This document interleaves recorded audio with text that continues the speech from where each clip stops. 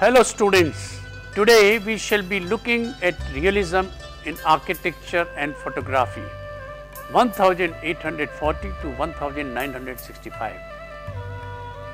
The objectives in learning this module are: understand realism as an art movement and its various characteristics, study the various technological innovations in architecture and photography.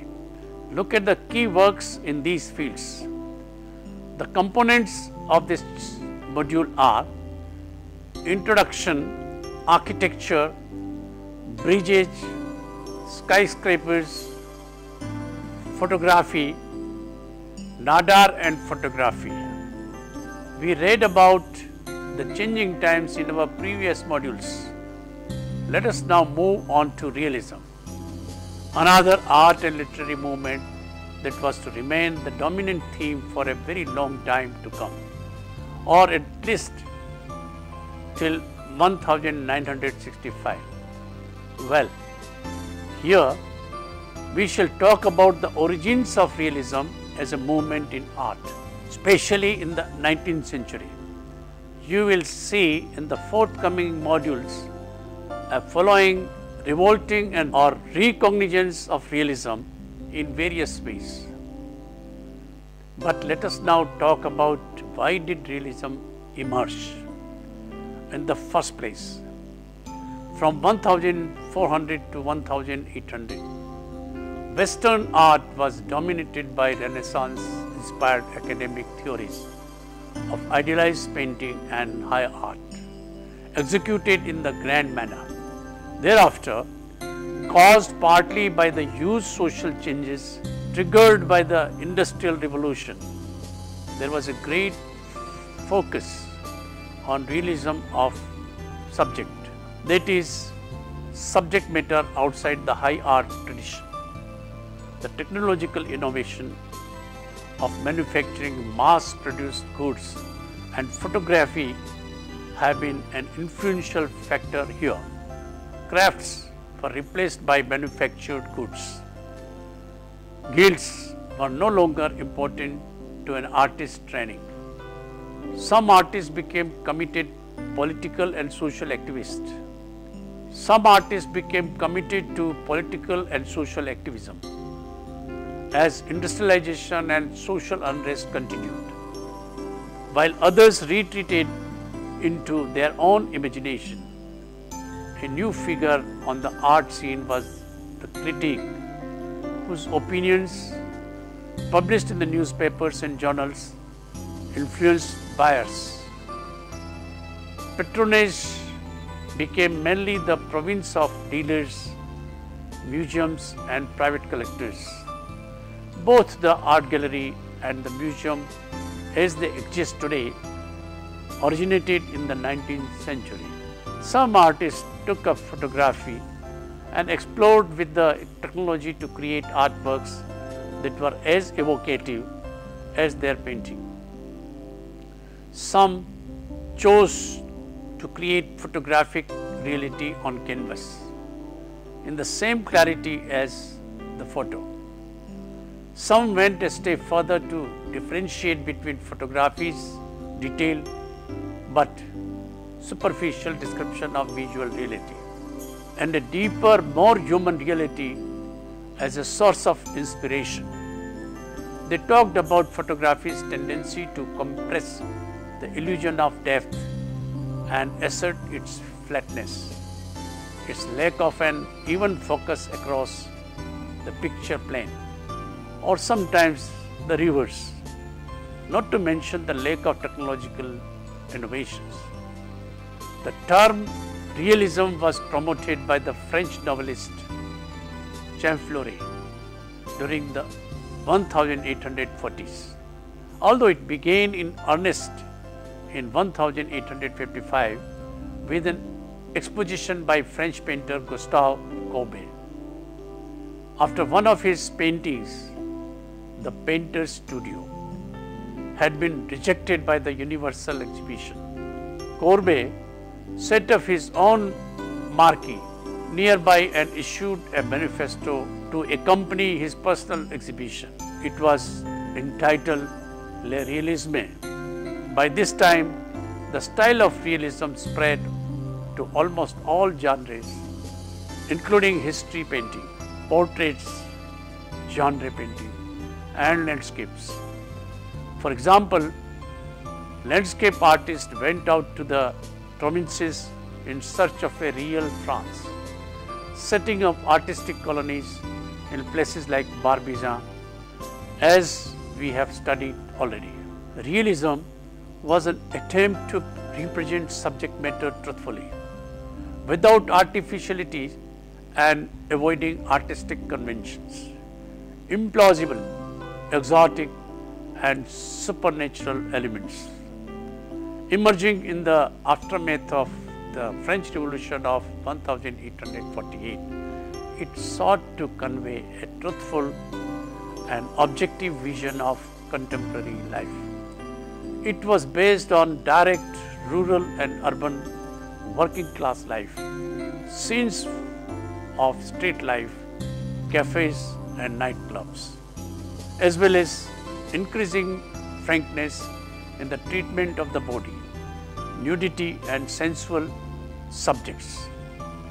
Classical idealism and romantic emotionalism and drama were avoided equally, and often sordid or untidy elements of subjects were not smoothed over or omitted. Social realism emphasizes the depiction of the working class and treating them with the same seriousness as other classes in art. But realism, as the avoidance of artificiality in the treatment of human relations and emotions, was also an aim of realism. Treatments of subjects in a heroic or sentimental manner were equally rejected. Gustave Courbet wrote in 1861 that painting is an essentially concrete art and can only consist in the representation of real and existing things. Realists recorded the often gritty detail, the present day existence of humble people, connecting themselves with the naturalist literature of Émile Zola, Honor de Balzac, and Gustave Flaubert, and Karl Marx, which urged for a proletarian uprising. Suddenly, everything mundane was the in thing. Architecture. Let us first talk about architecture of these times. We will come to the painters in the next module. Though iron and steel were created as building materials, people did not take to them very quickly. Even if they used it, it was primarily of utilitarian value rather than a work of art.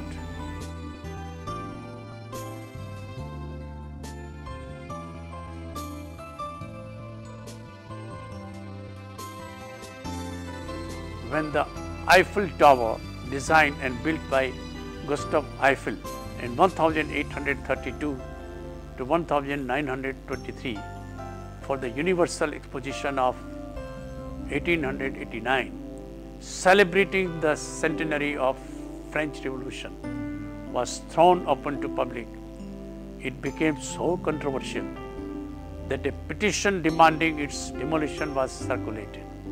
After the end of the exposition in 1909, the tower was saved because of its value as a radio antenna. Its original height, the addition of a television mast, was twice that of a dome of St. Peter's or the Great Pyramid at Giza. Until the Empire State Building was built in New York in 1932, the Eiffel Tower was the highest man-made structure in the world.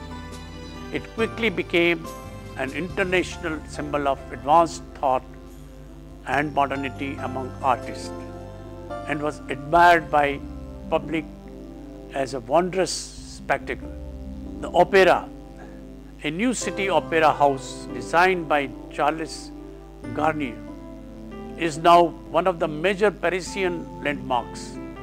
It was designed in such a way that it was accessible from all directions, keeping transportations and vehicle traffic in mind. It was made in modern cast iron internal frame, but was very baroque in its style, reminding of the Louvre. As Garnier said, the purpose of the opera was to fulfill human desires, to hear, to see, and to be seen. The building's primary function was to be a place of entertainment for the Napoleon III, his entourage.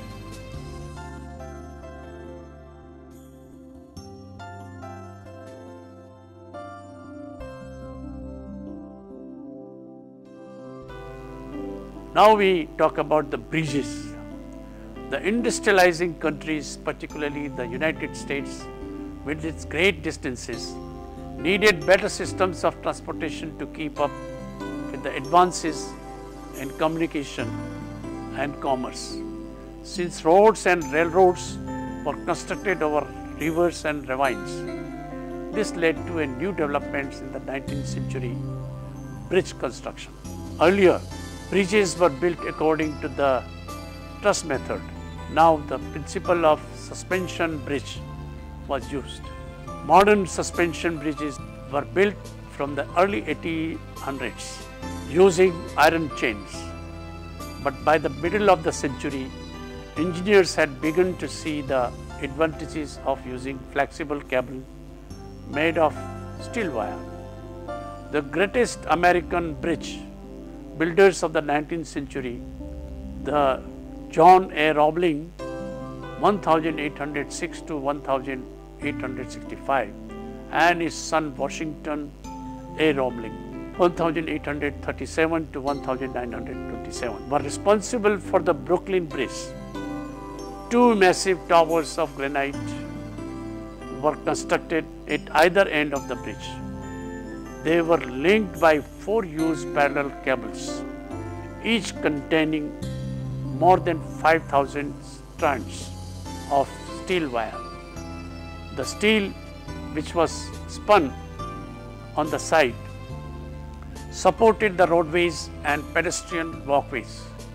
It was the first time that steel had been used for this purpose, but in difference to architectural tradition, the shape of the arches was a return to Gothic.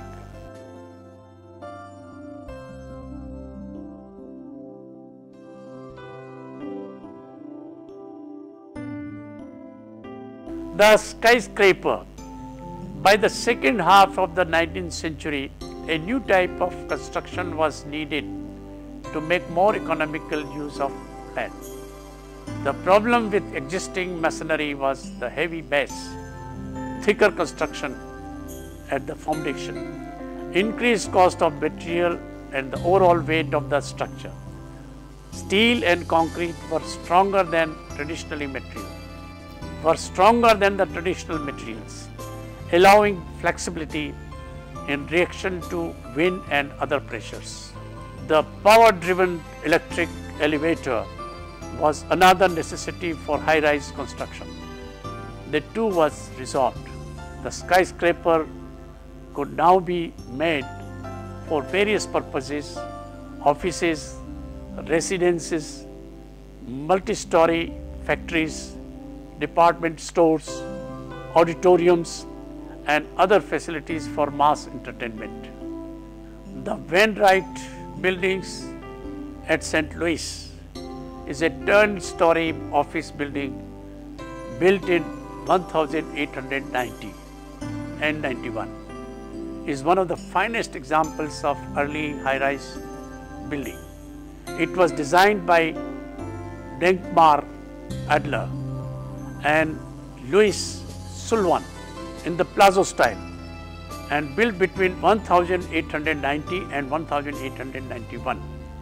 It was named for local brewer, building contractor, a financier Alice Wainwright Sullivan used the classical motif to stress the verticality of building and to diagnose and to disguise the fact that it was basically a rectangular block with 9 similar horizontals superimposed on one another. He treated the first and second floors as a horizontal base. The next 7 floors were punctuated vertically by transforming the wall areas between the windows and the slender pilasters, every second one corresponding to a vertical steel beam extending from the 3rd to the 9th floor. Now we discuss photography. The 19th century desired to record the faces of the new mercantile elite, their achievements and professions, and even the imperial possessions of nations found expression in photography. Photography means literary drawing with light, from the Greek word phos, light, and graphy means drawing or writing. The basic principles may have been known in China as early as in the 5th century BC. The first recorded account of the camera obscura, literally a dark room, is by Leonardo da Vinci. In early 17th century, the astronomer Johannes Kepler devised a portable camera obscura resembling a tent. It has since been refined and reduced to create a pre-digital camera, the operation of which matches the principles of original darkroom. Photography had no single inventor. Several individuals worked on the technique simultaneously, each contributing some part to a process that emerged over many years. Around 1830, a handful of experimenters understood ways of record the image. But the last step, stopping or fixing that image so that further exposure to light would not further darken the image, proved difficult to achieve. In 1820s, a Frenchman, Joseph Desfour Niepce, 1765 to 1833, discovered a way to make the image remain on the surface. This process was called fixing the image. However, the need for a long exposure time, 8 hours, made it impractical. In the late 1830s, another Frenchman, Louis Daguerre, 1789 to 1851, discovered a procedure that reduced the exposure time to 15 minutes. He inserted a copper plate coated with silver and chemicals into a camera obscura and focused through a lens onto a subject. The plate was then placed in a chemical solution or a bath which fixed the image. Daguerre's photographs, called daguerreotypes, could not be reproduced, and each one was therefore unique. In this photograph of the studio tabletop, look at the exquisite details that you will never be able to see in reproduction, even using today's technology. And the composition mimics the conventions of still life painting. Sir John Frederick Herschel discovered that while the final image was negative, but when viewed upon a highly polished silver plate, it appeared positive. The resulting picture could not be duplicated easily and was very fragile, but its quality was remarkably precise. Contemporaneously with the development of the daguerreotype, the English photographer William Henry Fox Talbot invented negative film. which permitted multiple prints. The negative also solved the problem of Deguer's reverse print image. Since the negative was reversed, reprinting the negative onto light sensitive paper reversed the image back again. By 1858, a shortened exposure time made it possible to capture motion in a still picture. Look at this image now. Look at how shadows create a repeating pattern of diagonal lines that contrast with the vertical lines of the architecture. The photograph expresses nostalgia for a rural way of life that was fast disappearing in industrial England. Nadar and photography. In France, the photographic portraits taken by the novelist and caricaturist Gaspard Félix Tourneau, known as Nadar, were particularly insightful. He was a pioneer of serial photography. He took the first pictures from a balloon in 1856, which demonstrated the potential of photography for creating panoramic vistas and new viewpoints. His portrait of Sarah Bernhardt, the renowned French actress, illustrates the subtle gradations of light and dark that are possible in the photographic medium. Nadar has captured Bernhardt in a pensive mood. Her piercing eyes stare at nothing in particular but seem capable of deep penetration. Julia Margaret Cameron. In England, the portrait photographer Julia Margaret Cameron, 1815 to 1879, focused on the aesthetic qualities of photography. She manipulated techniques in order to achieve certain effects, preferring blurred edges and a dreamy atmosphere to precise outlines. Look at this 1867 portrait of Mrs. Herbert Duckworth. The softness of face and color, which emerged gradually from the darkness, seemed literally painted in light. America, Matthew Brady. Belonging to the USA, Matthew Brady's photographs combined portraiture with on-the-spot journalistic reportage. He had clicked more than 1/3 photos of Lincoln. In this photo, Brady shows Lincoln as thoughtful and determined man. Look at his straight gaze connecting directly with his viewers. Also look at the pile of books below his hand, showcasing his intellectual prowess, and the architectural column behind him, acting both an architectural feature and a prop for the photo. Let us look at some more examples of early photography.